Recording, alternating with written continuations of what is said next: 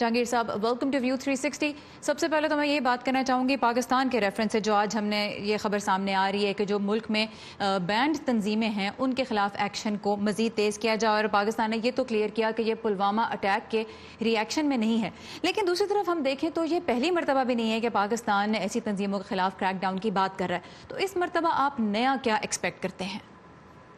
ये कि पाकिस्तान इसमें कोई शक नहीं है, क्योंकि ऐसी खबरें पुलवामा अटैक से पहले भी आ रही थी कि पाकिस्तान जो ये जिहादी तंजीमें हैं इनके हवाले से कोई पॉलिसी में तब्दीली ला रहा है, स्पेशली जिसका फोकस कश्मीर के हवाले से होगा।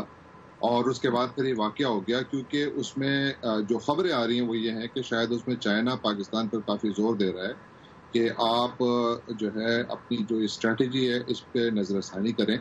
जो जिहादी ग्रुप हैं इनकी पुष्पनाही के बजाय आप इंडिया के साथ अपने जो तिजारती ताल्लुकात हैं उनको फ़रोग़ दें, और जो आपके अपने ताल्लुकात दोनों ममालिक के हैं उनको आप इस हद तक आगे ले जा सकते हैं कि जहाँ पर आप कश्मीर और दूसरे जो हल तलब मामलात हैं उनको आप पीसफुली रिजॉल्व कर सकते हैं। और इस सिलसिले में वो इवन हांगकॉन्ग की मिसाल भी देते हैं कि हमने हांगकॉन्ग के लिए 100 साल इंतज़ार किया और उसके बाद फिर बगैर किसी जंग लड़े हमने वो अपने हाथ लिए।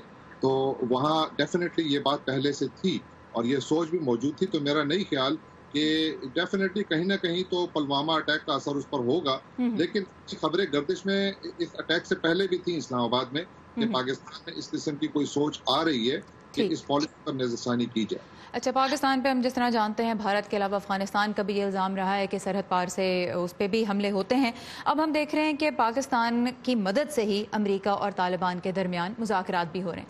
लेकिन सदर अशरफ गनी जो अपने तौर पे कोशिशें कर रहे हैं लोया जिरगा तश्कील देने की भी और एक ऐसा सेटअप क्रिएट करने की जो तालिबान के साथ बातचीत कर सके, उसमें उन्हें बहुत मुश्किलात पेश आ रही हैं। अब जिस तरह आयशा तंजीम ने बताया कि एक तरफ तो ये कहा जा रहा है कि लोया जिरगा ख़राब मौसम की वजह से मुलतवी हो रहा है, लेकिन दूसरी तरफ ये माइंड सेट भी पाया जाता है कि एक तो सदर अशरफ गनी को खुद मुश्किलात हो रही हैं लोगों को एक ही पेज पर लाने में, और दूसरा अब हम देख रहे हैं कि जो मुख्तलिफ सियासी धड़े हैं अफगानिस्तान के वो भी इलेक्शन से पहले जोड़ तोड़ कर रहे हैं। कितना बड़ा सेटबैक है ये गनी हुकूमत के लिए?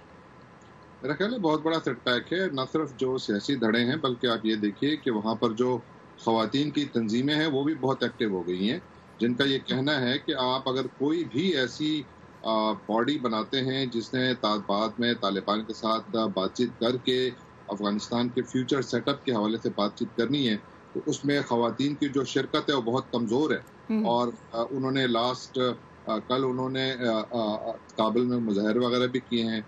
कहने का मेरा मकसद ये है कि अशरफ गनी हुकूमत के लिए डेफिनेटली मसला इसलिए भी है कि पॉलिटिकल पोलराइजेशन बहुत ज़्यादा है। ठीक है। अच्छा, ये बताइएगा खटक साहब कि अब सदर अशरफ गनी के पास बहरहाल वक्त तो बहुत कम है, क्योंकि अगले कुछ महीनों में इलेक्शन होने वाले हैं। आज उन्होंने नया इलेक्शन कमीशन भी जो है उसने हल्फ उठा लिया। इतने से वक्त में सदर अशरफ गनी को क्या करना चाहिए जिससे कि वो किसी हद तक कामयाब नजर आए, ना कि नाकामी उनकी जो है वही उनकी अगली जो कह लीजिए इलेक्शन कैंपेन होगी उसके ऊपर एक स्याह बादल की तरह छा जाए? मेरा ख्याल ये कि अब अशरफ गनी साहब को जितना परफॉर्म करना था वो तो कर चुके। ज़ाहिर है अफगान उनकी आइंदा की या पिछले 2 महीनों की कारकर्दगी पर तो अपना फैसला नहीं लेंगे, बल्कि वो जब से हुकूमत में हैं उसी को नज़र में रखेंगे। और उनके दौर में जो उनकी सबसे बड़ी नाकामी रही है वो यही है कि वो एक तो अफगानिस्तान को एक साफ सुथरी शफाफ हुकूमत नहीं दे सके, और साथ ये कि उनकी की स्टीवर्डशिप में अफगानिस्तान में सियासी तकसीम बहुत ज़्यादा गहरी हुई, और उसको वो कम कर सकते हैं अगर वो अपनी तरफ से तमाम लोगों को थोड़ा ज़रा अपने करीब लाएं। और अपने करीब उन्होंने जो ये हॉक्स को बिठाया हुआ है उनको साइड पे कर और जो ये पॉलिटिकल एनवायरनमेंट में इतनी टॉक्सिसिटी है उसको कम करे तो कुछ बेहतरी आए। अदरवाइज वाकई उनके लिए काफी शायद उनके लिए वक्त बहुत ही ज्यादा कम है या गुजर वक्त तो बहुत ही कम है, चंद माह सिर्फ रह गए हैं। जहांगीर खटक सीनियर तजियाकार बराए पाक अफगान उमूर हमारे साथ न्यूयॉर्क से थे। आपके वक्त का बहुत शुक्रिया।